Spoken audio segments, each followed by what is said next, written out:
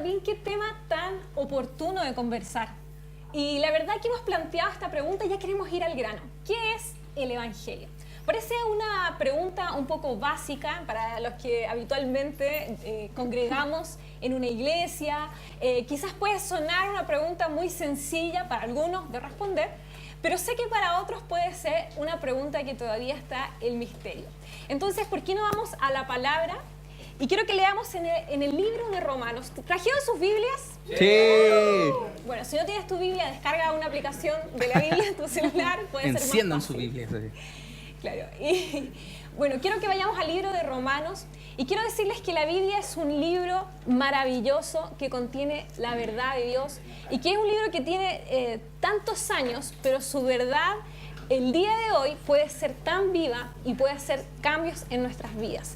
El libro de Romanos, versículo 1, verso 16 dice: porque no me avergüenzo del Evangelio, porque es poder de Dios para salvación a todo el que cree, al judío primeramente y también al griego. Y cuando leemos esta definición, imagínense lo tremendo. Dice, porque no me avergüenzo del Evangelio, porque es, ¿qué cosa dice que es? Poder de Dios. Para salvación, ¿a qué? ¿Salvación para quién? A todo aquel que cree. A todo el que cree. Y esto es con lo que nos vamos a quedar el día de hoy. Que el Evangelio es salvación para todo el que cree. Es poder de Dios para salvación a todo el que cree. Y inmediatamente cuando uno lee esta definición, uno se pregunta varias cosas. Por lo menos yo me pregunto 3 cosas y me pregunté alguna vez 3 cosas. Primero, ¿qué tan poderoso es este Evangelio? Porque dice que es poder, ¿verdad? Bueno, ¿qué tipo de poder será? Dice que es poder de Dios para salvación. Y acá entra la segunda pregunta y decimos, ¿salvación de qué? ¿De qué me va a salvar el Evangelio? Y dice que es salvación para todo el que cree. El que cree. ¿Pero el que cree en qué? ¿En qué tengo que creer? Y Qué buenas preguntas. Y un poco lo que nosotros queremos hacer hoy día con este tema es explicar el Evangelio de lo más básico, ¿cierto? Para que todos lo podamos entender. Así que vamos a ir, como cada vez que alguien hable algo, recapitulando ciertos puntos y uniendo ciertos puntos. Y es muy interesante las preguntas que hace Caro con respecto a esta definición que encontramos en la palabra de Dios. Pero si fuésemos a una definición quizás más léxica o etimológica de la palabra, ¿qué significa evangelio? Y saben, la palabra evangelio viene de la palabra griega evangelion, que significa buenas noticias. ¿Cuánto les gusta recibir buenas noticias? A todos. ¿Sí? ¿Te gusta, no es cierto, cuando dice, oye, mira, te ganaste un premio? ¡Ah! Sí, no. A todos nos gusta recibir buenas noticias. Entonces, veamos esto. El evangelio es una buena noticia poderosa. Porque recién dijimos que el Evangelio es poder de Dios para salvación. Significa que el Evangelio es una buena noticia que tiene poder para salvar a alguien si este alguien cree. ¿Sí? Eso es el Evangelio. Vamos a ir entendiendo poco a poco. El Evangelio entonces es una buena noticia que cuando yo recibo esa buena noticia tiene poder para salvarme siempre y cuando yo crea. ¿Hasta acá estamos claros? Sí. Sí, perfecto. Seguimos avanzando entonces ahora. Para que la buena noticia tenga sentido, es importante contrastarla con la mala noticia. ¿Y a qué me refiero con esto? Esto es como el dicho, ¿no es cierto? Te tengo 2 noticias. ¿Cuál quieres recibir primero, la buena o la mala? ¿Sí? ¿Y qué por lo general uno dice? La mala. La mala primero, porque en el fondo si te dicen la buena al tiro, es como que después como que te dejan achacado. En cambio, si te dicen la mala, después la buena te alegra. Entonces hoy día, antes de hablar de qué es esta buena noticia, vamos a hablar un poquito de cuál es la mala noticia. ¿Y cuál es la mala noticia? Porque nos vamos a dar cuenta que no es mala, es terriblemente mala. Y la encontramos en el libro de Romanos 3:23. Y había aparecido allí en el video que vimos hace un rato atrás y dice que Romanos 3:23, por cuanto todos pecaron y están destituidos de la gloria de Dios. Qué noticia tan terrible, ¿no creen? Que podamos llegar a un estado de destitución de la gloria de Dios. Y no dice que algunos, dice que ¿quiénes pecaron? Todos. Todos. Dice que todos pecaron y como todos pecaron, todos estamos destituidos de la gloria de Dios. Veamos un poco cómo sucede esto. Dios, en el principio, ¿no es cierto?, crea a un hombre perfecto, sin pecado. y lo pone a habitar en un lugar perfecto, con condiciones perfectas, para que pueda tener una perfecta comunión con Dios. Entonces no hay nada más increíble que un hombre perfecto en un lugar perfecto, en comunión con un Dios perfecto. Pero ¿qué sucede? Este hombre comete un error y desobedece deliberadamente el mandamiento que Dios le ha dado. Y esto lo conocemos como el pecado. Y el pecado es una rebelión contra la ley de Dios, porque Dios le había dicho al hombre, no vas a comer de este árbol, y el hombre va y come de ese árbol. Por ende, se produce un conflicto entre dos, podríamos decirlo, personas que eran amigas. Se produce un tremendo conflicto y en ese momento se produce la separación entre Dios y el hombre. Y eso es lo que conocemos como la muerte espiritual. El momento en donde Dios, ¿cierto?, expulsa al hombre y le dice, ¿sabes qué? Tú pecaste, ya no podemos tener comunión. ¿Por qué? Porque Dios es perfecto y había creado un hombre perfecto para relacionarse con él, y ahora resulta que este hombre había fallado. Entonces, la amistad que había con Dios se transforma en enemistad, y desde ese momento, estamos hablando desde que Dios creó a la humanidad, desde ese momento en adelante, el deseo continuo del hombre es hacer siempre lo malo. Wow, qué interesante lo que nos comentas, Pablo, porque yo creo que todos los que estamos acá, o si usted está en su casa, muchas veces nos ponemos a pensar, pucha, qué malo que está el mundo hoy día, ¿no? A lo mejor ustedes que están en redes sociales, ¿cierto?, ingresan a una página de noticias, en su televisor, en el diario, donde sea, ¿qué escuchamos? Malas noticias. Malas noticias, ¿de qué? Asesinatos, robos, violaciones, cosas pero tremendas. Y nosotros obviamente nos decimos, ¿por qué está tan malo? Y qué bueno lo que nos comentabas, Pablo, porque el mundo yo creo que ha estado así desde que el hombre pecó, justamente. Es lo que nos compartía, ¿cierto? Desde ese pecado que el mundo está como está. Y imagínense que en este caso el hijo de Adán, ¿y el hijo de Adán quién era? Caín, ¿cierto? La segunda generación de la humanidad mata a su hermano, ¿cierto? Y ya se convierte en un homicida. Wow. O sea, desde el principio de la creación. Y desde ahí en adelante, entonces, todo el mundo nace con este, podríamos decirlo, gen de pecado, ¿cierto? Y es muy bueno lo que leíamos en Romanos, porque al vivir, obviamente, esas vidas basadas en Romanos 3, del 10 al 12, no sé si lo tienen por ahí, nos damos cuenta que la gente vive despreocupada, ¿cierto? Y haciendo lo que ellos quieren. Y de hecho, Romanos 3, del 10 al 12, dice, como está escrito, no hay justo ni aun uno. No hay quien entienda, no hay quien busque a Dios. Todos se desviaron, a una se hicieron inútiles. No hay quien haga lo bueno, no hay ni siquiera uno. Qué fuerte eso de leer que no hay ni siquiera uno que haga lo bueno, porque todos pensamos que hacemos cosas buenas o que somos buenos y cosas así, pero es increíble ver que la tendencia natural del ser humano es hacer lo malo. Hagamos un ejemplo, anda a la calle y pregúntale a alguien si quiere venir a la iglesia. ¿Cuál va a ser su respuesta natural? No. Anda a la calle, ¿no es cierto? Dile, ¿te gustaría cambiar tu vida y vivir una vida en santidad? ¿What? No, por favor. O sea, la tendencia natural, no existe nadie. Piensa en tu propia vida. Antes de ser cristiano, antes de que Cristo viniera, ¿cuál era tu tendencia natural? No querer estar con Dios. De hecho, ojalá que no, pero hay algunos que todavía vienen a la iglesia y su tendencia natural es no estar con Dios, y vienen porque la mamá le dice que vaya, porque conoce a una chica ahí, ¿no es cierto? Porque está en los jóvenes, porque es entretenido. Pero muchas veces nuestra tendencia natural aún sigue siendo escaparle a Dios. Y eso es lo que conocemos como muerte espiritual, ese estado de separación, donde el hombre dijo en un momento de su vida, ¿saben qué más?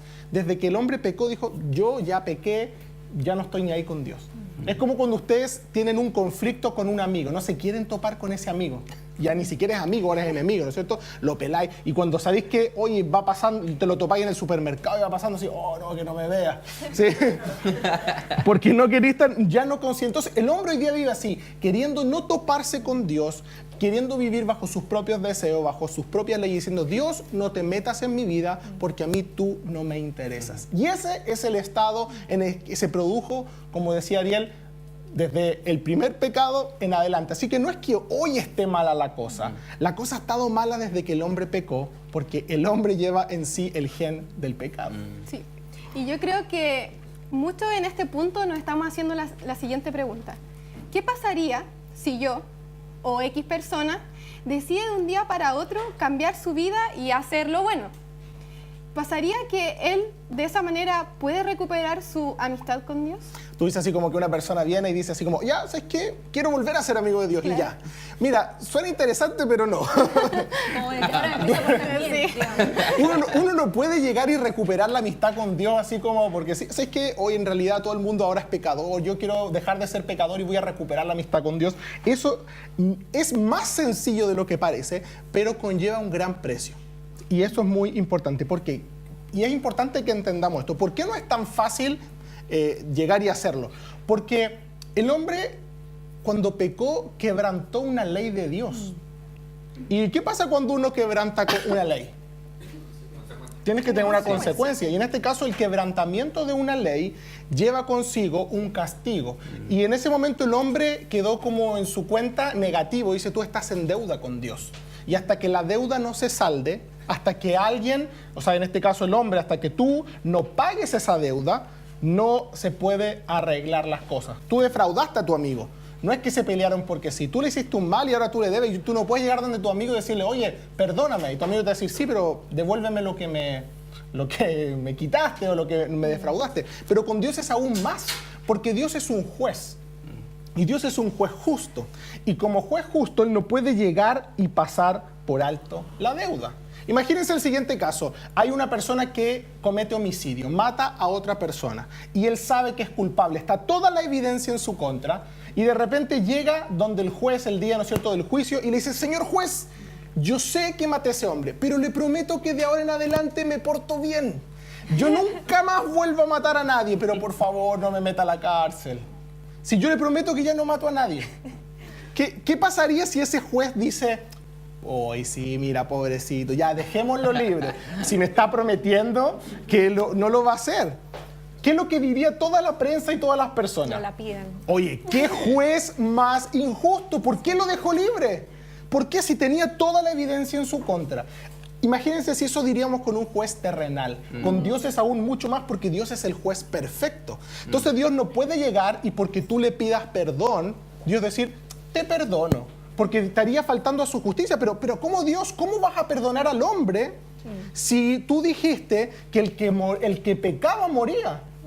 ¿Acaso eres un juez injusto que no puedes hacer esto? Sí, qué verdad, Pablo. ¿Se entiende? Sí, y así es porque incluso podemos encontrar en la palabra de Dios cuál es la condena para quien infringe la ley de Dios. Lo encontramos en Romanos 6:23 que dice, porque la paga del pecado es muerte.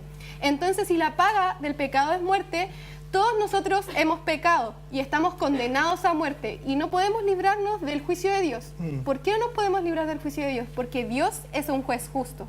Y al entender que Dios es un juez justo, Él debe aplicar su justicia sobre nosotros. Exactamente, no es de buena onda. Claro. Exactamente, si pecamos, como decía, la paga del pecado Es muerte. es muerte. Y esta es una noticia terrible, ¿o no? O sea, nos dijeron, habían dos noticias, una mala y una buena, pero esta es terrible, no es mala. Horrible. Es terrible.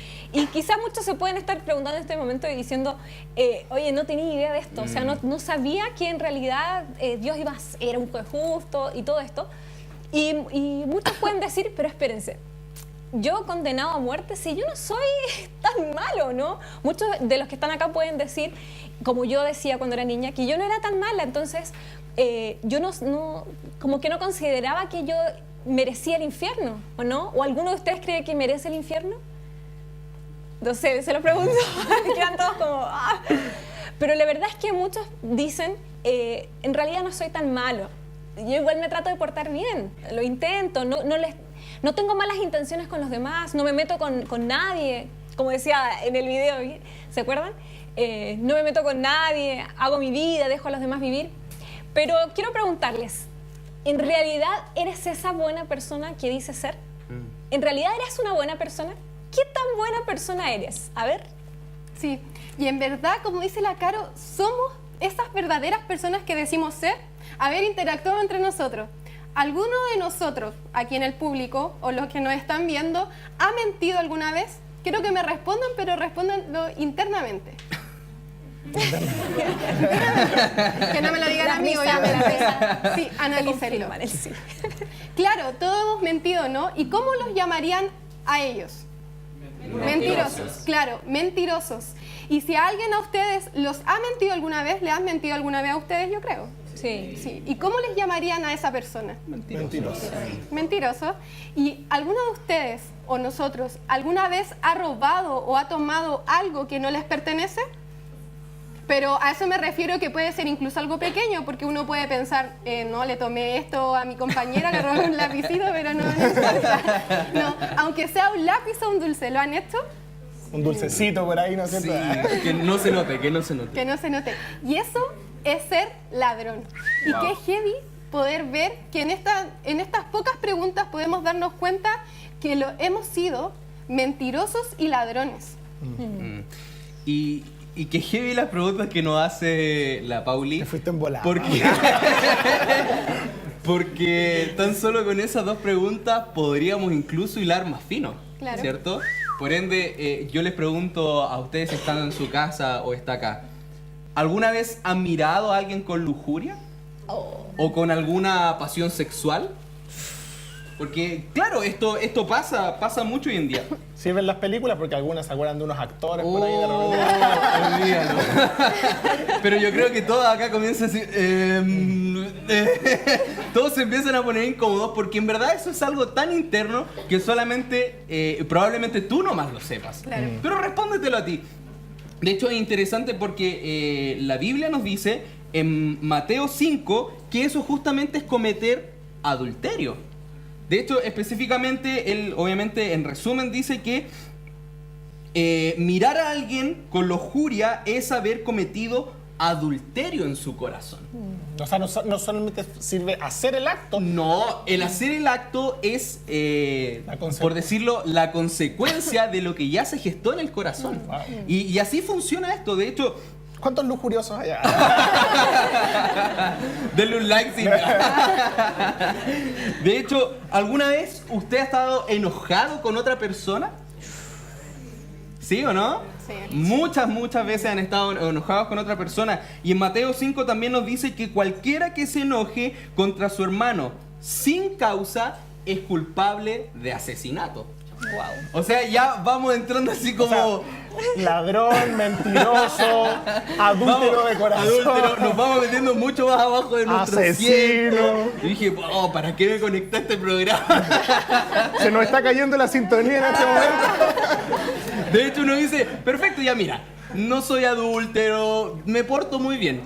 ¿Has tomado alguna vez el nombre de Dios en vano? Oh.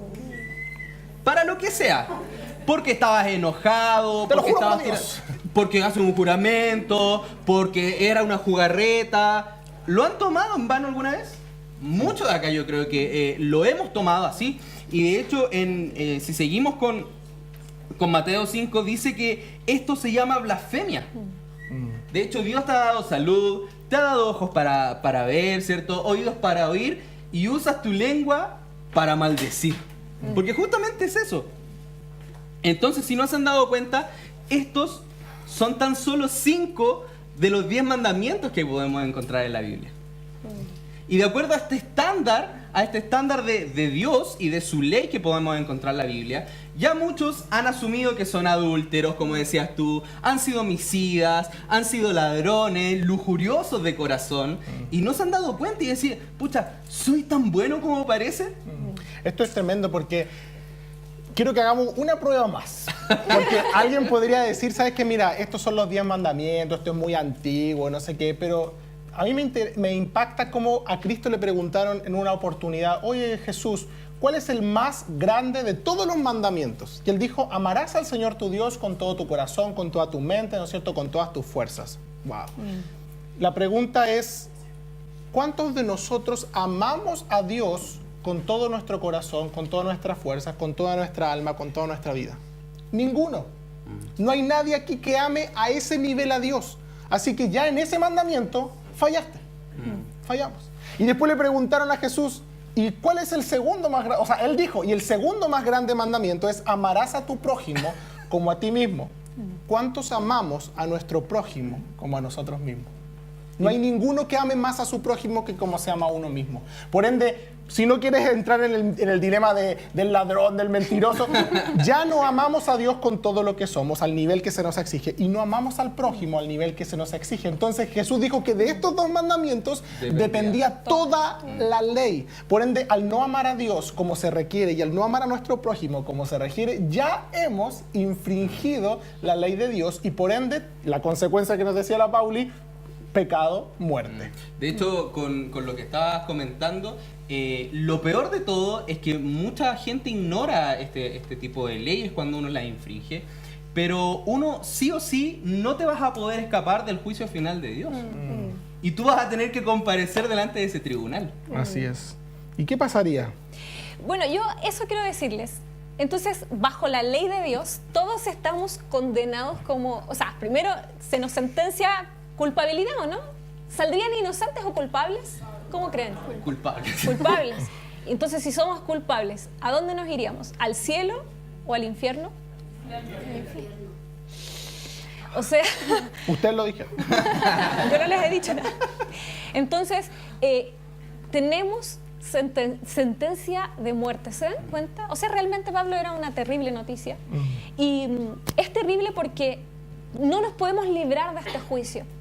No hay nada que podamos hacer para librarnos de este juicio porque quizás nunca nos vamos a poder portar de la forma correcta, porque ya, aunque ahora me empiezo a portar correctamente, ya en el pasado cometí lo que haya cometido, ¿verdad? Entonces yo creo que en este punto, yo te quiero preguntar, Pablo, ¿cuál será la buena noticia? Como que en este momento yo creo que muchos estamos necesitando esperanza, ¿o no? Alguno puede decir, oye, en realidad yo sí he sido una mala persona y como que ya en este punto necesito algo de esperanza. Yo creo que esa es la palabra clave, esperanza. Y yo quiero que no pasemos tan por alto esto porque, como nos decían los chicos al principio, la Dama y el Mati, decían, no será muy básico hablar del Evangelio, ¿por qué queremos tocar este tema? Porque la mayoría de las personas no sabe que son condenados a muerte y piensan que Dios llega y los puede perdonar porque sí. Oye, sí, oré y me perdonó. Yo quiero que hoy día tomes conciencia de que no estamos hablando de alguien que está allá afuera en un juicio, que de verdad mató a alguien. Estamos hablando de tú y de yo. De yo y de tú y de mí. O sea, de tú y yo. De tú y de mí.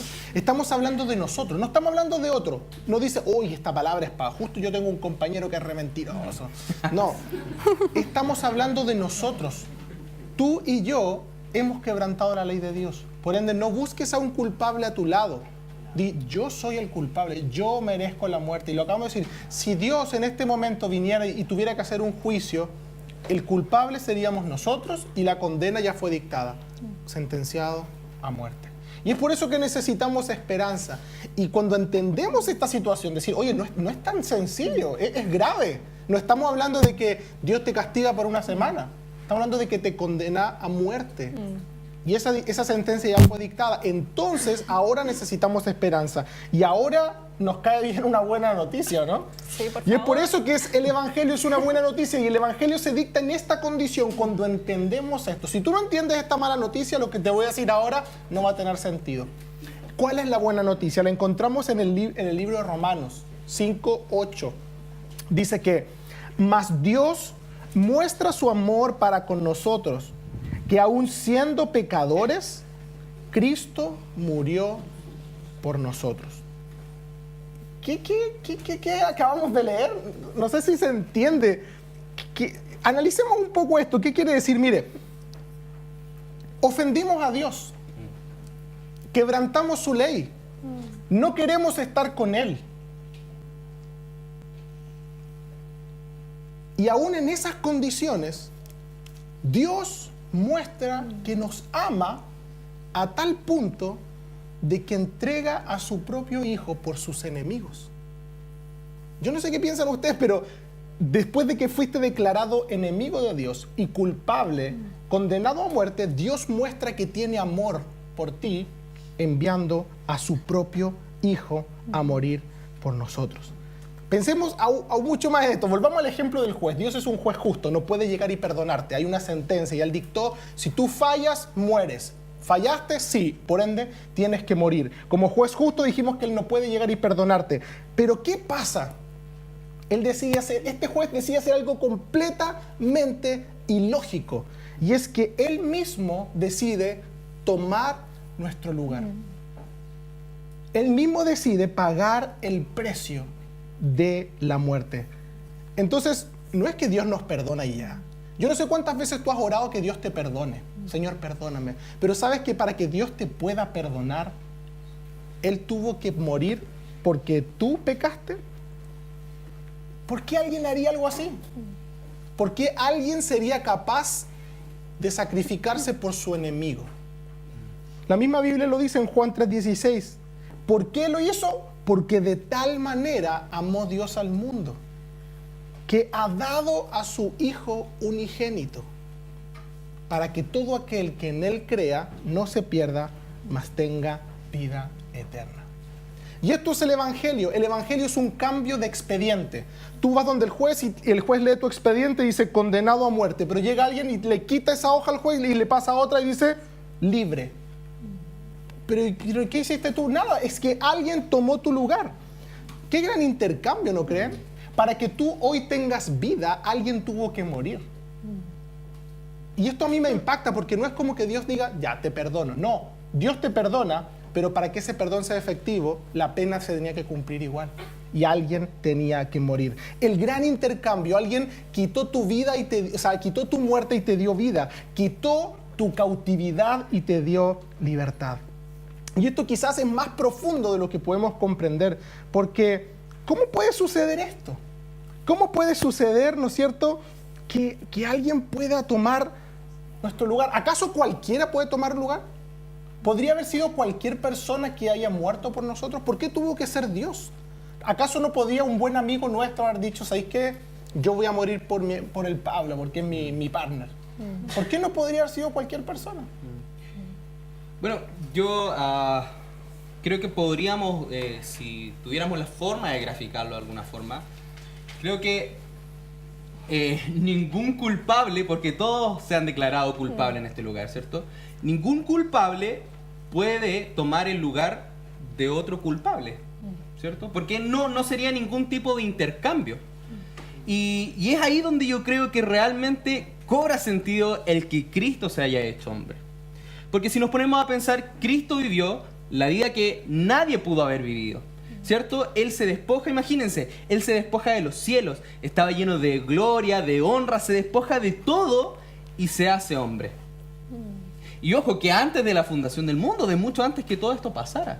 Entonces, yo creo que en ese caso, Cristo paga perfectamente porque Él cumple con absolutamente todo. Él viene a la tierra, Él vive una vida sin pecado y por ende cuando Él vive esta vida sin pecado se entrega por los hombres. Y es heavy pensarlo así porque muchos de nosotros en verdad no calificamos y solamente Cristo es quien pudo pagar ese precio. Y por eso no es tan solo un cambio como de papel, que como tú decías que, mira, te paso un papel y te entrego otro y listo, ahora eres libre. Es un cambio de vida completa, es un cambio de expediente, tu vida tiene que ser distinta. Así es. Eso es tremendo, un cambio de vida. Es decir, el cambio se produce que alguien tuvo que morir para que yo pueda vivir. Es decir, o yo moría y Dios me perdonaba, porque decía, bueno, si yo quería que Dios me perdonara, Dios decía, bueno, tú tienes que morir. Yo moría y moría eternamente y con eso saldaba la deuda con Dios, pero estaba muerto, ya no podía volver a relacionarme con Dios. Pero ¿qué sucede? Cristo vino. Yo creo que vean esto porque esto es demasiado fuerte. Cristo era el Hijo de Dios, perfecto. Deja su gloria, deja el cielo, deja todo lo que Él es. Se hace hombre, que es una tremenda humillación. Es como que yo te dijera, ¿te gustaría hacerte hormiga para rescatar a las hormigas? Dejar tus privilegios de hombre, de hablar, de comer, de disfrutar, de hacer muchas cosas y ser una hormiga que te pueden pisotear, que no sé, te pueden pasar miles de cosas. Tremenda humillación de que Dios se haya hecho hombre. Y no solamente se hizo hombre, sino que dijo, ok, voy a ser hombre y voy a vivir la vida perfecta que nadie ha podido vivir. y vivió 33 años sin ningún error, sin ninguna equivocación, y llegó al culmine de su vida y dijo, miren, yo sí pude vivir en perfección, yo nunca me equivoqué. Y en ese momento, en vez de haber dicho, bacán, ¿se dieron cuenta que yo puedo? En ese momento dijo, ok, ahora como yo estoy limpio, por favor, mátenme, para que en mi perfección yo pueda llevar la imperfección de todos los que han pecado. Y esto es heavy. Esto es muy, muy, muy heavy, porque cuando Cristo estaba clavado en la cruz, se le estaban imputando todos los pecados que él nunca cometió. Cuando Cristo estaba en la cruz, le estaban diciendo asesino, le estaban diciendo violador, le estaban diciendo homicida, le estaban diciendo mentiroso, le estaban diciendo adúltero, y Cristo cargando en la cruz estaba siendo culpable. El juez, Dios, estaba leyendo su sentencia de muerte contra su propio hijo y le estaba diciendo, Cristo, tú eres un ladrón, tú eres un homicida, tú eres... Y Cristo nunca lo había hecho, pero Cristo estaba cargando nuestros pecados. Y fue tan heavy esta escena que ni el padre pudo seguir viendo a su propio hijo responsabilizarse por pecados que nunca cometió. Fue tan fuerte que dice en Mateo 27, 46, que cerca de la hora novena, Jesús clamó a gran voz diciendo, Elí, Elí, lama sabactani, esto es, Dios mío, ¿por qué me has desamparado? Imagínate un momento esta escena, la perfección hecha hombre recibiendo la culpa de cosas que él nunca había hecho. ¿Cómo te sientes tú cuando te echan la culpa de algo que no hiciste? Cuando hay un problema y te dicen, no, él fue, no, si yo no fui, no, y te echan la culpa. ¿Tú te sientes impotente? ¿Te da rabia? ¿Cómo me están echando la culpa a mí de algo que no hice? Bueno, Cristo estaba cargando hasta con lo más sucio de los pecados, con la atrocidad más grande que tú te puedes decir, con estas cosas que vemos en las noticias, el violador que se violó a una niña. Cristo estaba cargando con eso y Dios le estaba diciendo a Cristo, tú eres culpable de eso.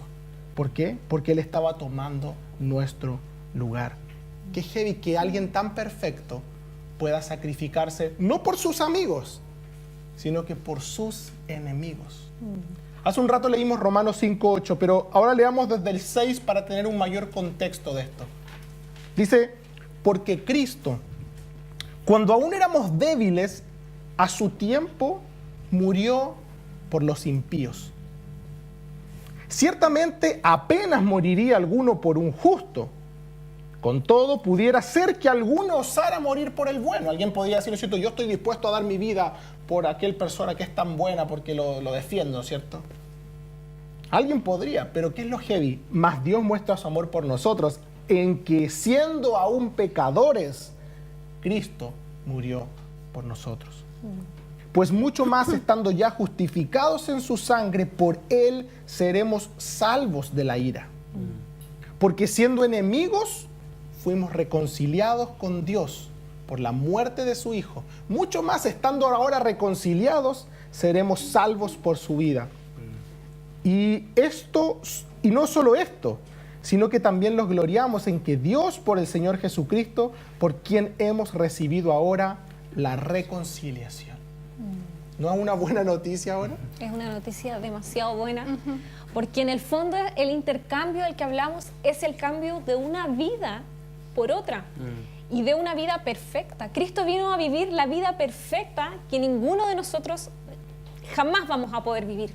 Y eso es tremendo porque cuando vemos que Jesús cumplió a cabalidad todas las normas o las leyes que nosotros nunca vamos a poder cumplir, cuando vemos su vida de perfección y además a entregarse a sí mismo por cada uno de nosotros, creo que esa noticia es tremenda. ¿Y saben qué?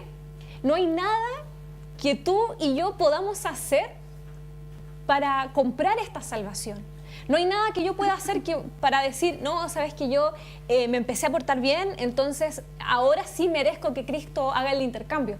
Sino que realmente no hay nada, ni que tú ni que yo podamos hacer para que Cristo realmente haga este intercambio. No hay nada, no tenemos los medios. Pero ¿saben qué? Simplemente tenemos que aceptar el regalo. Y creo que por eso esta noticia es aún más buena. porque simplemente tenemos que aceptar el regalo y como no hay nada que podamos hacer nosotros para merecerlo, lo único que podemos decir es lo acepto. Gracias. Y eso es, no sé qué les pasa a ustedes, pero es como, A la casi gente- como que no lo podemos comprender. Le cuesta a la gente recibir algo que es gratis. Sí. Sí, y qué buena noticia, Caro, porque de verdad saber que el haber estado condenado a muerte y tener vida por medio de Cristo, esto lo podemos ver en un pasaje que se encuentra en Efesios 2, que dice: pero Dios, que es rico en misericordia, por su gran amor con quien nos amó, aun estando nosotros muertos en pecados, nos dio vida juntamente con Cristo.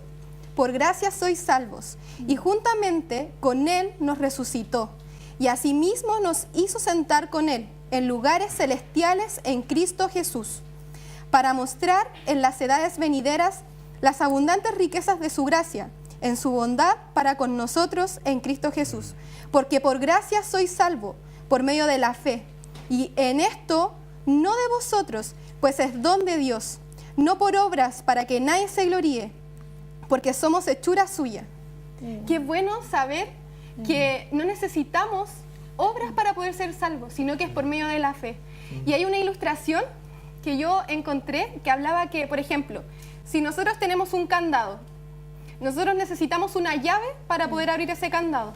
Y si nosotros tenemos un manojo de llaves y ninguna de esas llaves le da a ese candado, esas llaves están de más. Pero hay una llave que abre la puerta a la salvación, y esa llave es la fe que tenemos en Cristo Jesús. Y es la única forma de poder tener la salvación. También eso lo podemos ver cuando aquella mujer, Cristo mismo lo dice en la Biblia, aquella mujer que fue y lavó sus pies y los secó y puso el mejor perfume. Y Cristo le dice, tu fe te ha salvado, no tus obras. No la salvó el haber lavado sus pies ni haber puesto el mejor perfume, sino su propia fe la salvó.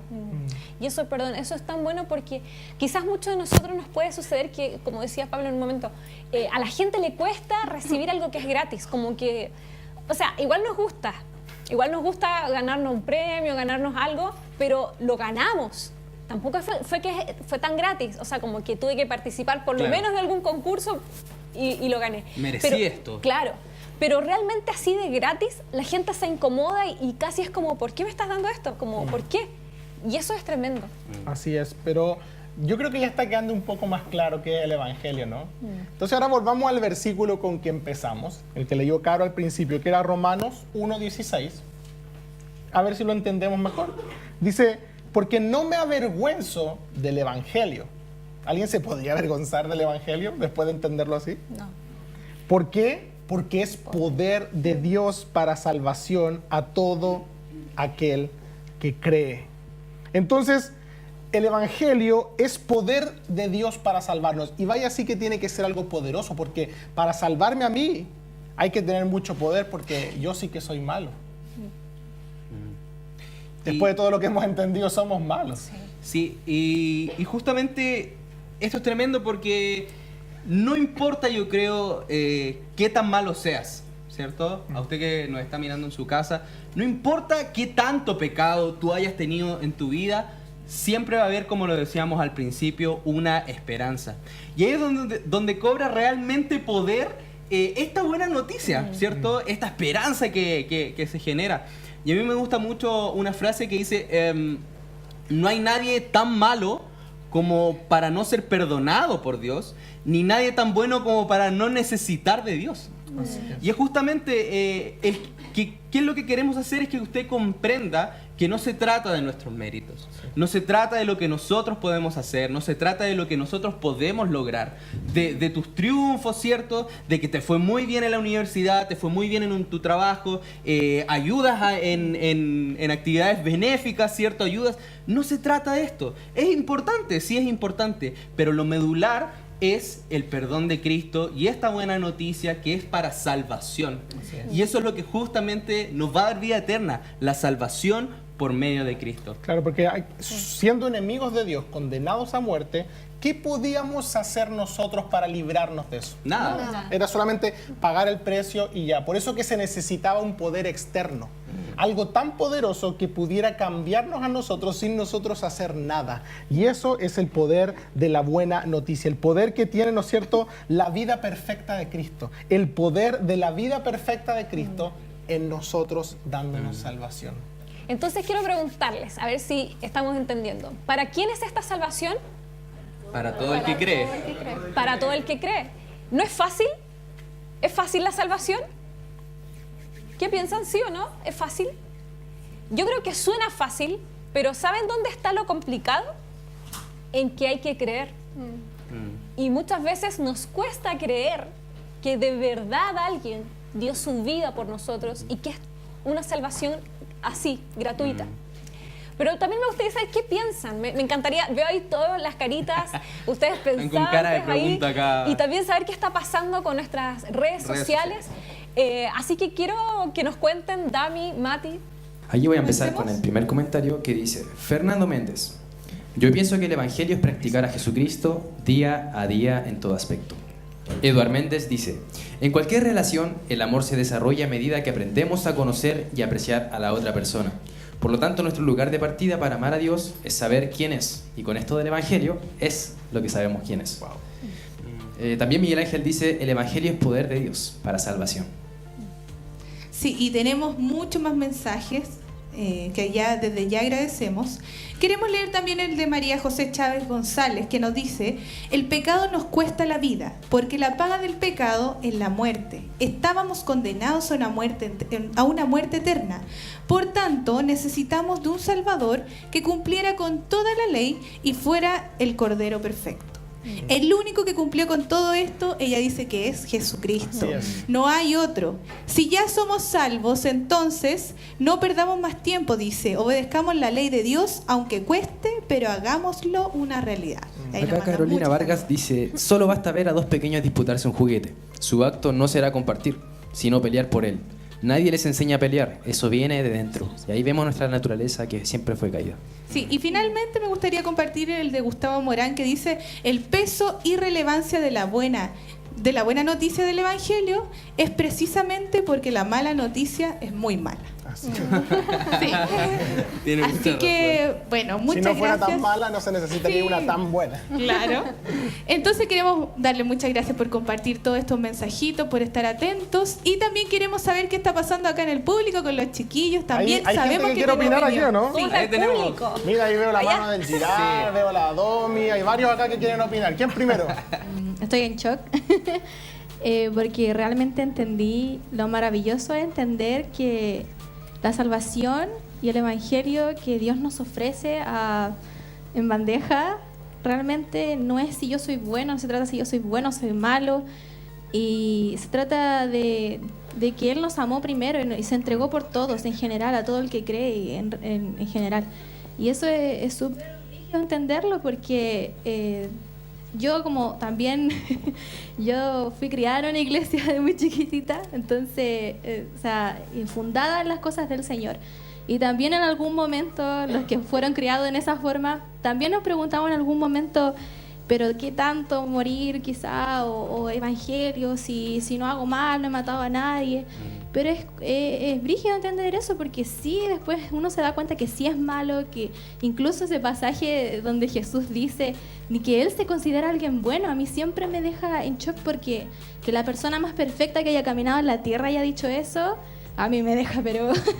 Así que eso es lo que más me ha llamado mucho la atención y bueno, Él ha sido mi principal ejemplo a seguir. Eso. Bueno, gracias, Domi. Gracias. Sí, yo estaba pensando ahora que esto muchas veces, mucha gente, a mí también me pasó y también creo que lo he hablado con amigos, que uno lo intenta entender con un razonamiento humano y muchas veces no tiene sentido, muchas veces no, hasta no se cree en eso. Entonces yo creo que hay que tocar un punto muy importante que es la fe. Esto tenemos que creerlo, porque si no se cree no tiene ningún sentido. Entonces creo que la fe es muy importante para poder entender esto, no con un razonamiento humano, sino porque es revelado por Dios. es como la única forma de poder recibir de verdad esta buena noticia, es porque ha sido revelado por Dios. Bueno, yo desde pequeña llegué a la iglesia y obviamente venía obligada, venía porque mis papás me traían, entonces no tenía el conocimiento de la palabra. Pero luego, como en mi adolescencia, entre los 17 años, empecé a conocer al Señor de otra forma. Se me empezó a revelar su palabra. Pero hubo un proceso en mi vida que me desvié de los caminos de Dios un poco y hice cosas que para Dios eran pecado. Entonces estuve un tiempo así, pero ¿saben qué? Nunca tuve paz conmigo misma. Siempre sentía a alguien dentro de mí que me decía, no, sal de aquí, no tienes que estar acá, este no es tu lugar. Y es netamente el Espíritu Santo quien te avisa todas estas cosas. Entonces yo quiero, no sé si alguien viene de la iglesia por mucho tiempo, que ya nos están escuchando, nos están viendo, o alguien aquí mismo, y dicen, yo nunca he tenido un cambio en mi vida, les invito a que le entreguen esto al Señor y que le digan a Dios, y que Él se le revele a su vida para tener este cambio y poder decir, yo tuve un antes y un después. Eso. Yo creo que eso es clave y lo vamos a conversar unos minutitos más, mientras no sé si hay otro comentario. Hola, bueno, 3 puntos que a mí me causan como un poco de shock. Uno, lo endurecido que somos ya, como humanos propiamente tal, de que para recibir el Evangelio no necesitamos hacer nada y caminamos como para atrás, como realmente nada.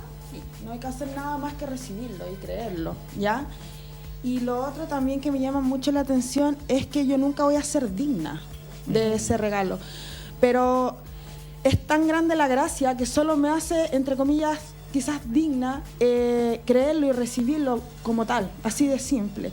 Y lo otro que me gusta mucho y me llama mucho la atención, que a veces hasta me emociona, es que no importa lo pecadora que soy, siempre voy a tener una esperanza, porque voy a ser pecadora siempre. O sea, no tenemos otra opción, sino que simplemente somos pecadores y que en Él tenemos la esperanza y que solo a través de Jesucristo podemos recibirlo y tener la fe en que realmente sí se recibe. Eso, gracias. Que nunca vamos a ser dignos y obviamente no, porque existe solamente uno digno. Ya tenemos a Ángel, también tiene un comentario mientras le pasan el micrófono. Yo quiero recalcar esto que es heavy. Solo hay uno digno y él era el único capaz de pagar el precio. Así es. A mí me queda muy impactante los puntos de que nosotros estamos aprendiendo cada día, ¿no es cierto? Ya sea los días sábados, los días domingos, y esto es algo tan hermoso de creer en Dios, de tener fe, y porque Dios es amor, entonces nosotros al recibir ese amor es un vínculo y eso se tiene que ir mejorando y aprendiendo cada día. Entonces, ¿cómo es? Se me va la palabra de que la gente de hoy en día está muy perdida, entonces la falta de Jesús es algo que debería mejorar la gente, entonces para eso estamos nosotros y para transformarnos, ¿no es cierto? Y para poder transformar a otros, que es la tarea difícil y que juntos yo creo que se puede hacer. Sí. Qué tremendo, gracias Ángel. Y yo creo que varios han dicho algo súper importante y que es clave, y es que para recibir esta salvación, esta buena noticia, solo hay que creer. Así es. Y eso es lo complicado, porque es como tan fácil.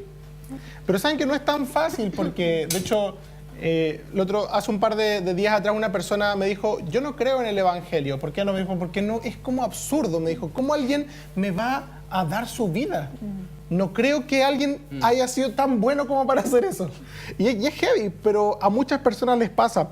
Y cuando hablamos de creer, yo quiero dejarlo súper claro en esta noche. No estamos hablando de una creencia intelectual. Hay mucha gente que cree intelectualmente, pero ¿a qué me refiero con esto? La verdadera creencia, si tú realmente crees en el Evangelio, se produce algo inevitable, que es el arrepentimiento. El creer produce arrepentimiento. ¿Y a qué me refiero con esto? Si yo quiero ser salvo, dijimos que la buena noticia era el poder de Dios que nos salva al que cree. Entonces, si yo creo, tengo que entender, digo, bueno, no se trata de mí, soy pecador, no puedo hacer nada que pueda pagarle el precio, solo estoy condenado a muerte. ¡Wow! Cristo tomó mi lugar, entiendo eso y creo que esa justicia de Él me la puede imputar a mí. Creer que en realidad lo bueno de Él se me es traspasado a mí, al entender eso, y uno dice, wow, Cristo tomó mi lugar, inevitablemente surge el arrepentimiento y decir, perdóname. Oye, perdóname porque a ti te mataron y no a mí. Eso es verdaderamente creer.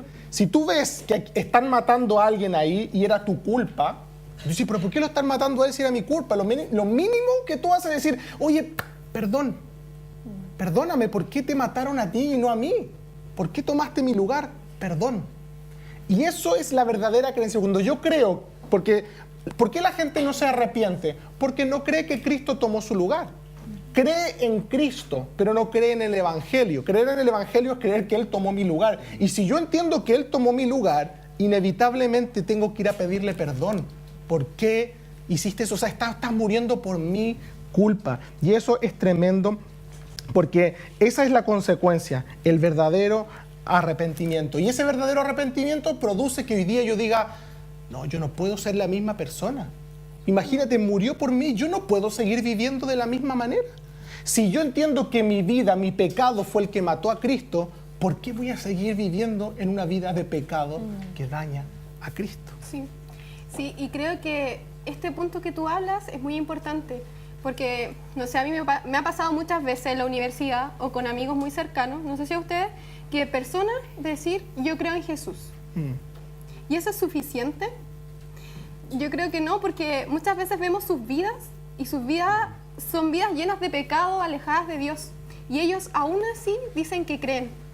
Y también hoy en día podemos ver gente que dice creer y lleva eso a una religión. Claro. Y podemos ver, hoy en día hay muchas iglesias que están llenas de cristianos o personas que llevan una vida más parecida a la vida del mundo que a la vida una vida que se parezca a Cristo. Entonces, realmente, ¿qué significa ese creer? Mira, tristemente, Pauli, es así como tú lo dices. Hay muchos cristianos que no son cristianos, que, mira, porque tú naciste en una casa cristiana no te hace cristiano, porque vengas a la iglesia no te hace cristiano ni salvo. Te puedes ir derechito al infierno viniendo todos los días a la iglesia.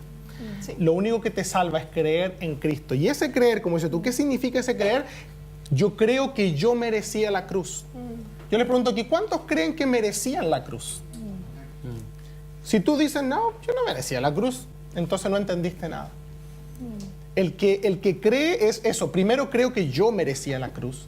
Y luego entiendo y creo que el que está en la cruz está tomando mi lugar y por consecuencia nace ese arrepentimiento de decir, oye, sorry, perdóname, y quebrantarte y decirte por qué, o sea, no entiendo, pero ahí estás, y eso produce un cambio de vida. ¿Qué significa arrepentimiento? Eso sería bueno saber. ¿Qué significa arrepentimiento? Es simple, oye, sorry compadre y me voy.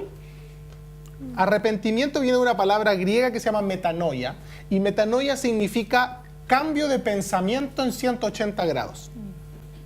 Cambio de la forma de pensar. ¿Qué significaba? Tú vivías toda tu vida pensando que eras bueno.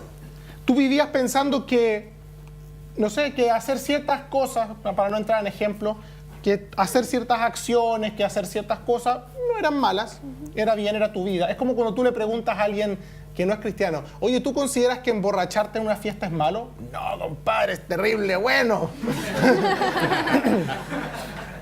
Oye, pero ¿por qué haces eso? ¿Por qué tienes esos vicios? Porque me encanta, te decir, no creo que nadie en el mundo te dice, no, yo tengo este vicio, pero en realidad lo detesto hacer y cada vez que lo hago así como que lo estoy haciendo y es como que me carga tomar. No, a lo mejor después viene el remordimiento, pero lo aman lo que hacen. Entonces, el arrepentimiento es cuando alguien dice, wow, yo no puedo volver a hacer esto. Cambio, yo pensaba que esto era bueno, pero ahora ya no. Yo iba en esta dirección y ahora voy en esto. Entonces la pregunta es, ¿has cambiado de dirección en tu vida?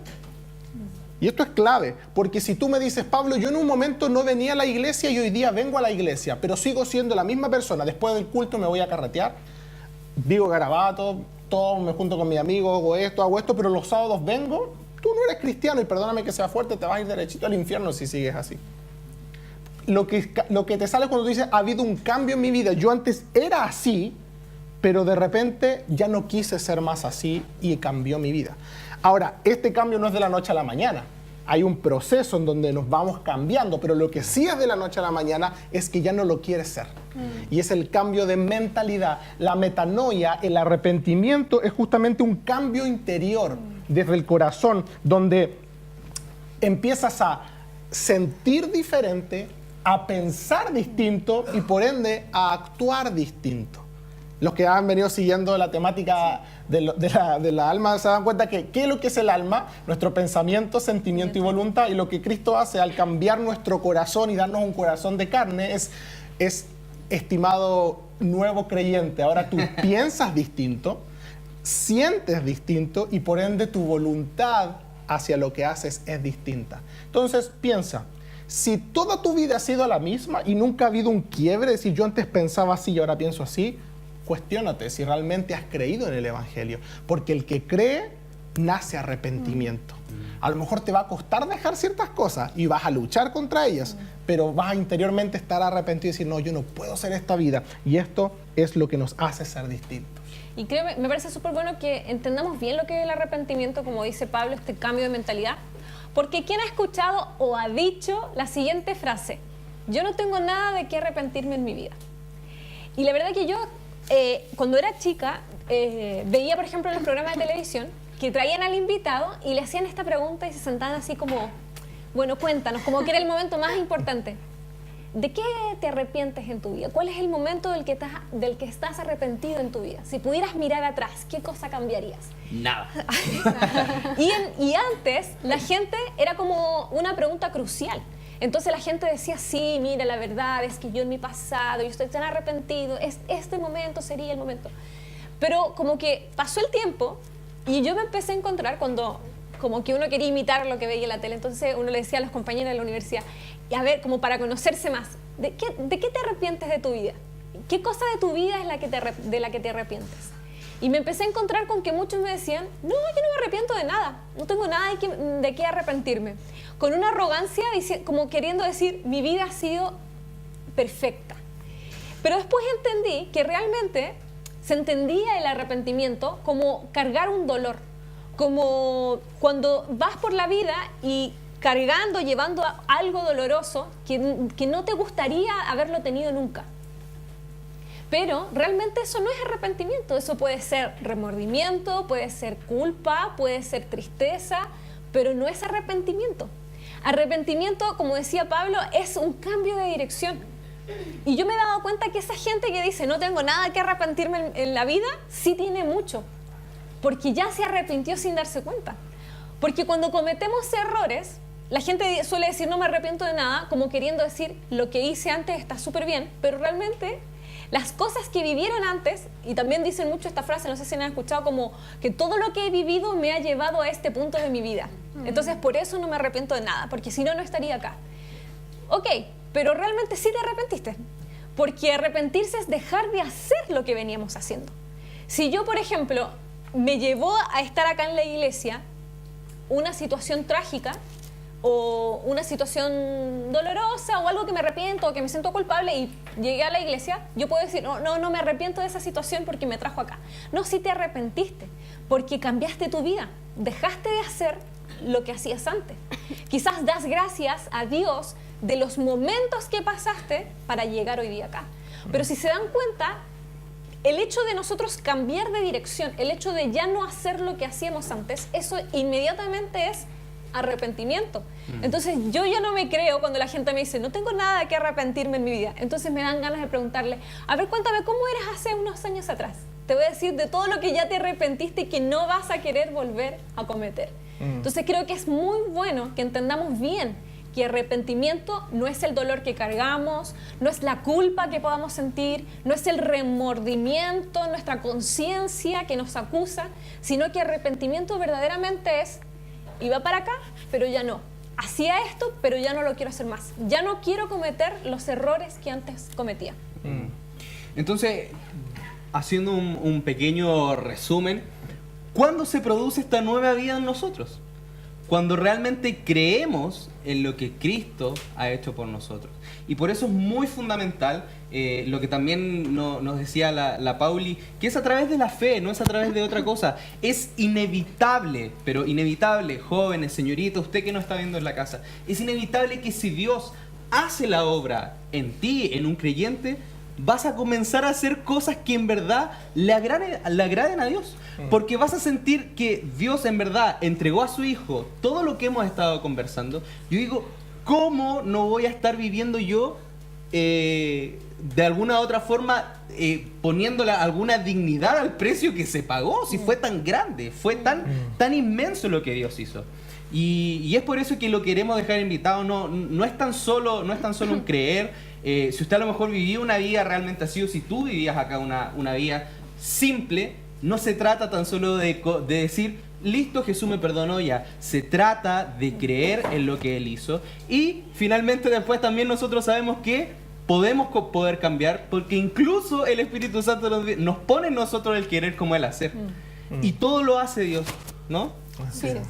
Y qué bueno entender que una religión no va a ser la que nos va a cambiar verdaderamente. Lo que nos cambia verdaderamente es cuando nosotros comprendemos el significado de lo que nosotros creemos. ¿No es cierto? Así es. Sí. Es tremendo esto, una verdad demasiado poderosa.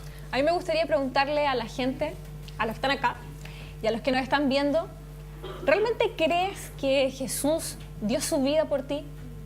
¿De verdad te gustaría recibir este regalo? ¿Quisieras aceptar este inmerecido regalo? ¿Crees verdaderamente? Esa es la pregunta para que... ¿Y si crees, estarías dispuesto a cambiar tu vida? Yo siempre pongo el ejemplo de estas películas como Rescatando al Soldado Ryan o El gallo que se queda atrapado en Marte. ¿Se han dado cuenta que es una persona atrapada, pero todo un despliegue para salvar a uno? Imagínense que si ese uno al que salvaron, ahora vuelve, gracias por salvarme, y ahora vive una vida de delincuente. ¿Qué dirían todos? Uy, ¿para eso movimos al país entero? Bueno, déjame decirte que el cielo entero se movió para nuestro rescate. Se desplegó el cielo entero, Cristo nació de una virgen, el coro de los ángeles cantó, todo el escenario del mundo se movió y todo el tremendo rescate para que Cristo, cuando murió en ese momento, nosotros estábamos siendo rescatados. ¿Vas a vivir una vida que deje mucho que desear después de lo que se ha pagado por tu rescate? Yo quiero que, para terminar, puedas pensar en lo siguiente. Hace un par de meses atrás escuché esta historia y no me la pude sacar nunca de la cabeza. Me la contó un pastor mientras le predicaba el evangelio a un amigo en un restaurante. Y mientras nos dibujaba el evangelio en una servilleta y nos explicaba esto, nos contó la siguiente historia y quiero que pongas mucha atención. Había en una ciudad un juez justo que era reconocido por todos, porque jamás había fallado un juicio. Todo el mundo confiaba plenamente en que si te tocaba ser condenado, ese juez iba a tener el juicio perfecto. No iba a ser ni demasiado drástico, ni muy suave, sino que iba a juzgarte con la mayor precisión de la justicia que puede existir. Y a la vez, este gran juez era conocido por ser un amoroso padre. Todos en el pueblo conocían lo buen padre que era, lo buen esposo que era y lo mucho que amaba a sus hijos. Y lo que siempre cómo se habría brindado siempre para que sus hijos tuvieran lo mejor. Esta era la reputación de este juez. Pero un día, uno de sus hijos cometió un terrible accidente y tuvo que ser llevado al juez, que era su padre. En ese momento, el padre mira al hijo y se da cuenta que toda la evidencia está en contra del hijo. Todos los asistentes al juicio expectantes diciendo, ¿qué va a hacer el juez? Si lo condena, deja de ser un juez, deja de ser un padre amoroso. Porque como teniendo el poder como juez para librar a su hijo, lo va a condenar. Pero si no lo hace, deja de ser un juez justo por dejarse llevar por sus sentimientos de papá. Entonces este juez está entre la espada y la pared. ¿Qué hago? ¿Perdono a mi hijo? ¿Condeno a mi hijo? De una u otra forma su reputación está en juego. Entonces este juez, sin otra alternativa, dice: yo no puedo ser un juez injusto. Entonces aplica todo el rigor de la justicia en contra de su hijo y le dice: hijo, estás condenado, porque toda la culpabilidad está sobre ti. Pero en ese momento que dicta la sentencia, se saca su ropa de juez, baja del estrado y dice: pero yo pago el precio de tu condena. Eso es lo que hizo Cristo por nosotros. Eso es lo que hizo Dios por nosotros. Nos condena porque tiene que aplicar su justicia, pero Él mismo es capaz de pagar el precio. Si tú nos estás viendo y el Evangelio ha tocado tu corazón en esta noche, yo quiero invitarte a que mientras cerramos nuestros ojos, oramos y le pedimos al Señor que nos siga revelando esto. Si tú estás en tu casa, yo quiero que tú con tus palabras simplemente puedas orar y decirle: Cristo, yo merecía estar en esa cruz. Yo era el culpable, pero gracias por tomar mi lugar. Hoy día quiero vivir una vida digna del precio que tú pagaste. Cerramos nuestros ojos acá y si tú estás en casa, haz esta oración sencillamente. Señor Jesús, en esta noche te damos gracias porque tú muestras tu amor para con nosotros, en que aún siendo nosotros pecadores, moriste, porque pagaste el precio, Señor. Porque cuando miramos la cruz, miramos lo que nosotros debiésemos haber pagado. Y cuando te vemos ahí sufrir en esa cruz, no podemos hacer menos que arrepentirnos del pecado que te clavó, arrepentirnos de la culpabilidad que hay en nosotros, de esa maldad que tú cargaste por nosotros. Te adoramos, Señor. Si has recibido este regalo glorioso, ¿por qué no levantas tus manos y adoras a Dios y le das gracias por tomar tu lugar?